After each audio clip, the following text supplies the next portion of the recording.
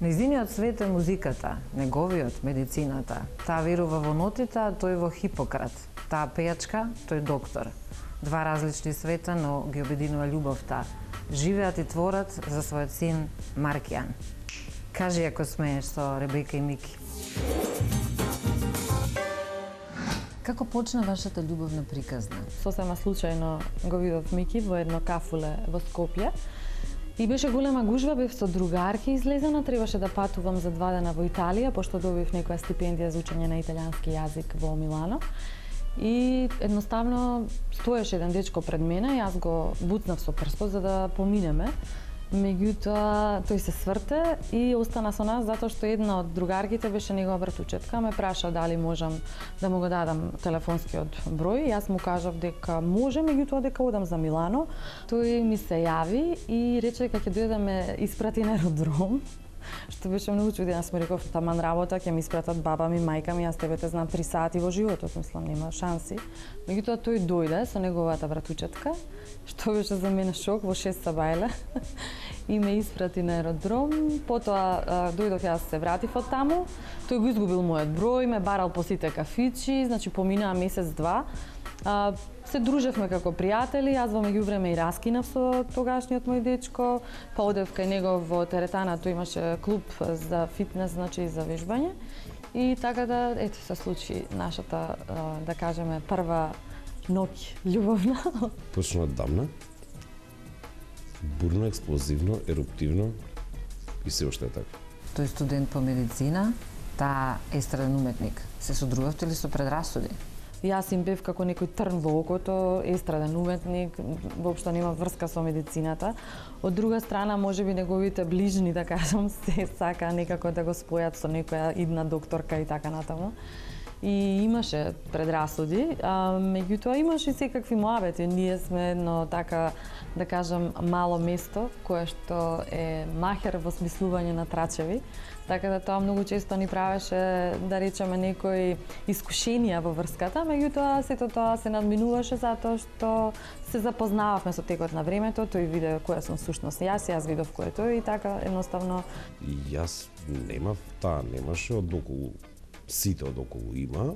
Како реагиравте на спотот на Ребека кога излезе со костим за капење? Жена ми како и да обличите изгледа еротски. Нема што да се реагира, особено нема што да се реагира негативно. Едноставно е убаво све што е таму презентирано, не е вулгарно. Дали е предрасуда дека животна желба на медицинските сестри е да влезат во креветот на докторот? Не знам, ја не сум правила муабет со ниту една медицинска сестра на таа тема. Инаку, воопшто, јас лично не размислувам така, дури некој така кога ќе ми го постави ова прашање, се штрецнувам и едноставно ми е сето тоа чудно како луѓето можат да размислуваат. Во секој случај, ниту јас, ниту Мики не сме оптеретени со такви предрасуди, ниту па имаме време за такво нешто сега да размислуваме, ниту па постои кај нас, меѓу нас недоверба некаква, за да во тој правец, ете, си го трошиме времето. Никогаш не сме се карале на тие теми, значи. Денес докторите се слабо платена категорија, така никој не ги шишува со што. Дали сте љубоморни еден на друг? Има љубомора во секој случај, меѓутоа таа љубомора е, да речеме, можеби со аргументи, некој ако мене ми се удвара или е нешто фактички тука се случува, па некој има некакви намери, па можеби случајно нешто ете ќе направиш нешто, па во негови или во мои очи ќе изгледа поинаку. Меѓутоа не е тоа до такви рамки, пошто знам парови кои што навистина имаат проблем. Не, да речеме, сопрузи кои што не си ги пуштаат своите жени да излегуваат, ама работа да патуваат, а уште па пострашно да се бават со мојата професија. Не, бесни сме кога немаме време еден за друг, инаку љубоморни воопшто не. Сте помислили на развод во текот на вашиот брак? Јас и Мики сме не многу во брак. 6 години. На 19 мај, значи, точно 6 години. Инаку предходно имаме голем стаж, 10 години, меѓутоа имавме паузи, раскинувања, така можеби сето тоа ја чаличаше нашата врска. И можам да кажам дека секогаш ме нервирале оние коментари, не само мене, туку и Мики, мислам дека истиот одговор ќе ви го даде, дека љубов не постои, дека се понатаму е навика. Не, значи не е точно. Ние и ден денес едва чекаме да се видиме, го користиме секој момент кога сме слободни да бидеме заедно, значи дури едноставно гледам и некои работи заедно да ги правиме за да бидеме заедно. Нема зошто. Што не би простиле еден на друг? Мислам дека не би си дозволил нешто што не би му простил. Една хипотетичка работа што знам дека никогаш не би ја направила, тоа е да му наштети на нашиот син. Како го одржувате бракот во добра кондиција? Ако некој смета дека бракот е разбирање, другарство, секс добар, значи од сите аспекти се трудиме секогаш да правиме некои интересни новитети, да го надополнуваме во секој смисол нашиот живот. Се надополнуваме со тоа што, да речеме, јас сум голем верник, Мики не е можеби толку како мене. Значи едноставно сме различни и можеби таа различност не спојува. Тој се бави со наука, јас нели со нешто друго. Така да еден пример ќе дадам, на пример јас ми се случува често да одам по продавниците низ Скопје, нели да си купам долен веш. И се случува да продавачката ми каже: како ви се допадна вешот што ви го купи сопругот минатата недела?“ Така да во секој случај да речеме вешот претежно ми го купува Мики. Тоа не може да се опише. Треба да се види. Сакате си подарувате нешто, каков подарок може да ви изненади? Знаете, платата стига секогаш на 10. Значи, периодот пред 10 си подаруваме мисли, убави зборови, топлина, а веќе конкретните нешта доаѓаат после 10. Знае ли докторот да биде романтичен, а и страствен? Па Мики знае да биде страствен, значи многу знае да биде страствен, а романтичен, па во последно време можам да кажам не баш, зашто нема време за романтика, треба време, тоа е луксус, мислам, нели, еве да речеме од една вечера, па треба да се направи, па се запалат свеќи, за сето тоа нели треба време. Меѓутоа има некои сладки мали моменти со кои што знае да ме изненади. Да кажам нешто дека ми се допаѓа, тој да го запамти тоа, па да ми го купи, да ме изненади, како да речеме за еден 8 март, иако не го славам 8 март, не го сакам како празник. Ми купи тоалетен стол со столче и ми го донесе на врата. Знае ли Ребека да биде добра домакинка, секако не очајна? Стравично секси домаќинка. Страшно секси домаќинка. Доблестите и маните? Значи, како прво е многу концизен, голем перфекциониста во својата професија. Максимално се посветува кога нешто ќе почне да работи. Дури кога ги спремаше испитите, значи и за факултет и за специализација, тој не само што ќе го научеше тоа што е дадено нели како книга, туку на интернет се живо ќе разгледаше од новите сознанија, значи дури понекогаш и ме нервираше, дури му велам не сакаат луѓето толку многу да знаеш, немој толку многу да читаш. Меѓутоа, да речам како татко, она време што го поминува дома се труди, значи колку што може нели да биде со нас, со Маркијан, да кажеме кога се роди Маркијан, тој до година дена го бањаше, не дозволи јас да го правам тоа. Значи му менуваше пелени, сега му менува пелени во шета и така. Не знае да го готви многу, значи тоа се случува многу ретко и цела кујна ќе ми ја преврти. Инаку она што е мана кај Мики, мислам дека премногу е искрен со луѓето. Мислам дека не е свесен дека сите луѓе, нели, околу него можеби нема тоа што тој ќе го каже да го едноставно да го слушнат само и да го искористат за добро, него некои луѓе ќе го искористат и во некоја лоша нели своја намера. Дури понекогаш незината склоност кон перфекционизам дури може да ми засмета. Ме страшен перфекционист. Сака све да биде под конец. Буквално све. Од нешта, од мисли, од конструкција на мисли, до поставување на храна и поставување на маса и така натаму. Јас сум човек што ни оддалеку не е склон кон таква, да кажам, неминовна визуелна и протоколарна да ја кажам перфекција, сакам да има некој гранулат, нешто рапаво во сето тоа. Малце рапава суштина, малце по-хардкор сум за некои работи. И некој благослов е, значи, било кое време што човек може да го помине со особа како што е мојата сопруга. И се осеќам благословен што буквално ја имам до себе се тоа време. Се надеваме во одлично здравје и понатаму. А мани, не можам да кажам, нема. Нема, едноставно нема. Зашто најчесто се расправате по дома? Мики обично знае да се што знам да каже, например, да искоментира нешто ако не му се допадне во однос, да речеме, на нешто што сум кажала на телевизија. Значи, меѓутоа тоа не е расправија, тоа се повеќе коментари, дебата, да кажеме, некоја домашна. А тој е мојот најголем критичар. Јас сум таа која што повеќе мрчи, затоа што ме нервира кога остава чорапи во сред салон, ме нервира кога, значи, ќе каже дека доаѓа за 15 минути, а доаѓа за сат време. Значи, сте расправи се околу Маркијан, лековите негови, ината, што да се прави.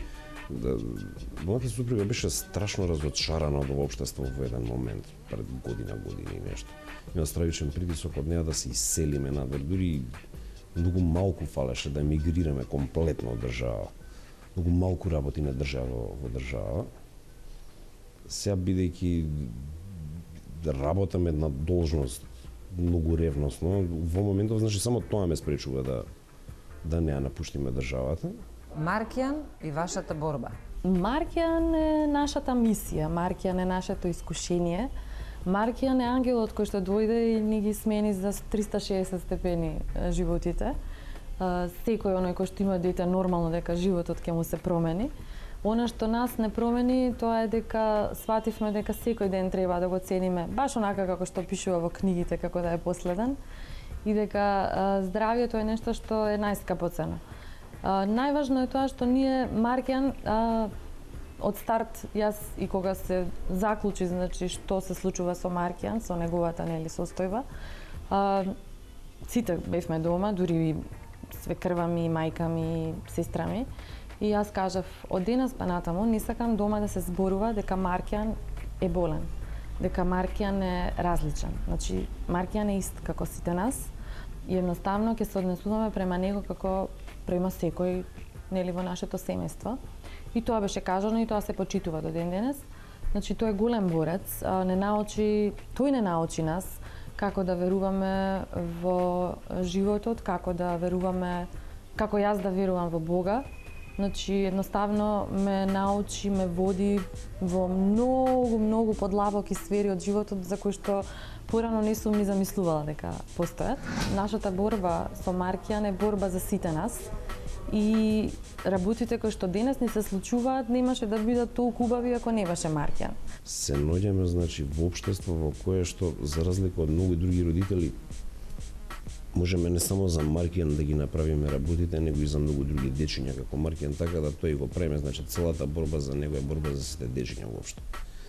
Ние ги користиме нашите положби и нашите контакти да го решиме само тоа како негова состојба, него буквално за сите дечиња што ги знаеме, каде што може да помогнеме, тоа го правиме. Си се судрила ли со коментари од типот како може да пее, а детето е болно? Значи, јас сосема еднаш така со крајот на увото слушнав еден таков коментар од родители едни кои што беа на роден ден во една игротека. Меѓутоа, не искоментирав ништо, ниту па се свртев, се направи дека ништо не сум слушнала, затоа што тие така мислеа дека не сум слушнала. Меѓутоа, сведок на такви коментари беше сестра ми, кога, не знам, се случувало нешто па ме спомнале и после имало коментар, ама да не ја викаме, детето е болно, не знам дали ќе пее, не може да пее и така натаму. Да, сум се судрила со такви предрасуди. На почетокот многу ми беше мака, се нервирав, затоа што бев пејач кој што беше најбаран, еден од најбараните во Македонија. Секоја недела имав некаде настапи, меѓутоа како се случи тоа, можеби не е поради тоа, меѓутоа не можам со друго нешто да си го споредам. Моите настапи се исклучиво хуманитарни. Значи, јас во просек во годината, изминативе 3 години, имам по 12 хуманитарни настапи.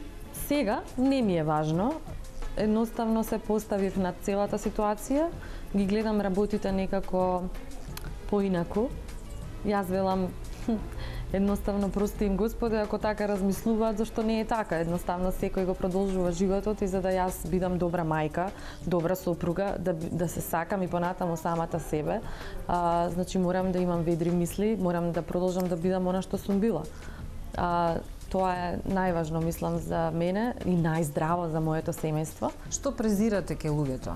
Препознавате ли лицемерие? Презирам работење зад грб, презирам непредвидливи лоши стапици од најблиските пријатели. Презирам квази пријатели нели само за тапшање по рамо. Презирам кога некој ќе ме праша на улица попатно како е Маркијан сега.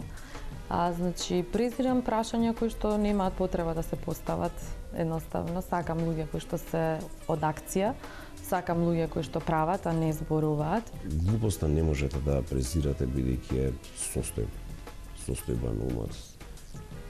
Меѓутоа, бахатоста е и состојба на духот, не само состојба на умот. Хелена како сестра и тетка.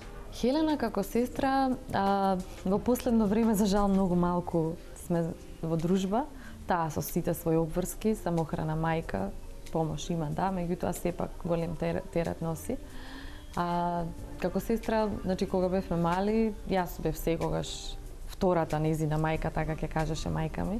Многу често ја чував, ја хранев, се грижев за неа. Во многу нејзини лоши ситуации во животот сметам дека сум испаднала нејзината потпора и човекот на кој што можела нели да му се ослони. Сестра која и ден денес е тука за неа, тоа еве и ова го користам сега вака јавно да го кажам, дека може се да ми каже и да и се наљутам во моментот, тоа не значи дека ќе бидам љута постојано. Значи, во секој случај ние сме многу различни, меѓутоа сепак се сакаме многу и се почитуваме. Она што како мајка, можам да го кажам за Хелена, е дека е навистина посветена. Незината керкичка Кјара ја воспитува многу со некои нели космополитски сваќања и ги наметнува, значи да ги сака сите луѓе без разлика на националноста, на верата. Ја воспитува да биде своја, да знае што сака уште од сега, да се сака себе си, да го почитува другарството, ја воспитува, значи, да знае да биде креативна, го гаи нејзиниот дух во тоа, зашто Кјара е многу креативна. Па Хелена како тетка, можам да кажам дека многу го сака Маркијан. Многу малку има време да биде со Маркијан, она време кое нели е со Маркијан, знае да се поигра со него, ете некогаш да ми прати нешто по имејл, кога има некои нови сознанија на интернет за неговата нели состојба. Видете, Ребека и Хелена се мојата љубов, а Маркијан и Кјара ги викам моите мали љубовчиња. Јас внуците повеќе знам што прават од керките, отколку јас, затоа што на вистина немам време. Супер беше, многу ми даваше подршка, нели јас и Кјара кој имаше 2,5 години се разведов, исто имаше тука многу подршка од нејзина страна, како и од мајка ми, нормално да ни помагаат во чувањето на Кјара, бидејќи нели како самохран родител е многу поинаку. А како сестра, со Ребека никогаш не сме били нешто страшно блиски, значи никогаш не сме искачале во град заедно, никогаш не сме си ги споделували интимните работи, нели, за симпатија, за дечко и така натака. Но интересна работа е тоа што сигурно сме си биле тука се дадеме подршка кога ни требало, независно дали се ми требала ја на Ребека или пак Ребека на мене. Како растеа сестрите? Се разликуваа ли? Оној начин на воспитување кој што требаше да биде и го применував за Ребека, кај Хелена не палеше. Па така јас бев една мајка со две различни однесувања. Ребека зрачеше со една смиреност, а Хелена беше спротивно од тоа. Беше многу поелоквентна и тоа знаеше да го манифестира на безброј начини. Јас и татко им на Ребека и Хелена работевме во македонска телевизија, така да сакале или не сакале, Ребека и Хелена беа секој пат во телевизија, се дружеа со луѓе од телевизија, со пејачи, глумци, писатели и на некој начин и многу често кога немаше кој да ги чува, јас ги носев и во студио и на монтажа. Потоа кога почнав да ги правам моите серии Дали како што, беа учесници дел од тие серии. Ребека одеше и на детска радиодрама, така да од мали нозе беа соочени со сцената, на сцената и со луѓе од сцената. Љубовта кон естрадата беше негувана прво по желба на мајката, а потоа поттикната од мене со тоа што постојано купував лонг плејки. Музиката ја засака. И веднаш, уште тогаш како малечки, сакаа да формираат група, со која група ќе прават настапи. Не знам дали се сеќавате или не, првите нивни настапи, пред да се појави Ребека како пејачка, беа кај Стефановски. Дали Хелена ве шокираше со стриптиз точката во Јас имам талент? Уф, мене да. Значи, мене луѓе ме прашува така, некои луѓе среднав и ми велат, Ребека, а што и требаше на сестра ти се ова? А кое? Па јас не знам што. Како не знаеш? Ќе учествува на како се викаше тоа, Јас имам талент. И викам, не знам, дали ќе учествува. Па после некој друг ја праша и почнав веќе да викам дека знам, пошто веќе се запознав со што, нели, а тоа се случи во еден ден, најверојатно тогаш излегла таа информација во весници, значи јас не знаеш за тоа. Дојдов дома и дури онака љута и кажав на мајка ми, добро, викам, како можеше да не ни каже, сега сите ме прашуваат, јас не знам што се случило. Можеби мене не ми се допадна тоа и кажав во тој момент дека мислам дека има поинаков начин да се побуди мислењето на јавноста, јас дека поинаку тоа би го направила. И дека јас не би го направила тоа. Меѓутоа, знам дека никогаш нема да го послуша она што јас си го кажувам, јас ќе си го кажам своето, она кога веќе решила нема враќање назад, значи доста е така, да речам, тврдоглава во своите одлуки. Па можеш не подобро. Не се шокира зашто. Хелена не знам и што направи. Хелена прво не се соблече гола, целата беше во едно боди, а и да беше гола, се што е убаво и Богу е драго. А морам да кажам дека сум многу разочаран, беше премногу скромно. Секое семејство ги носи со себе оние трансгенерацијски пораки, пораките од бабите и дедовците, пораките за жал и од комшиите, кои на овој наши балкански простори се многу присутни, но и секое семејство има и нема своји предрасуди. Така да можеме да кажеме дека постои и една индивидуален однос што е предрасуда. Она што за некого представува страм, што предизвикува чувство на страв, одредена категорија на луѓе знае да изгради добри и здрави механизми на одбрана, со кои ќе се справи со оној дел што се вика нашиот балкански менталитет, кој е традиционален, патриархален, но ако некој каже дека не му смета и дава благослов да возрастни, зашто овдека говориме за семејство каде што имаме возрастни. Хелена е возрастна, Ребека е возрастна. Значи станува збор за возрастни особи, начинот на кој ќе комуницираат со јавноста, начинот дали ќе бидат дел од некој шоу бизнис кој е прифатлив или не е прифатлив, тука е еден здрав механизам на одбрана кој семејството го направило и мајката и таткото давајќи една поддршка. Затоа што со спречувањето да се прави нешто, најважно е децата се во сите оние ситуации кои не влијаат негативно врз нивниот живот, треба да им се даде поддршка. Хелена Роза и вашето име? Јас сум Роза Катиновска. Катиновска ми е моето моминско презиме, го имав додадено Јанковска. Ребека, после разводот со мажот ми се останав Катиновска, како и од секогаш што сум била. Ребека го задржа презимето на низиниот татко Јанковски, а Хелена, после разводот со низиниот сопруг, беше Хелена Голја, дојде еден ден и вика, мамо, јас го сменив презимето. Викам, твоја одлука, како Роза? Зошто Хелена Роза?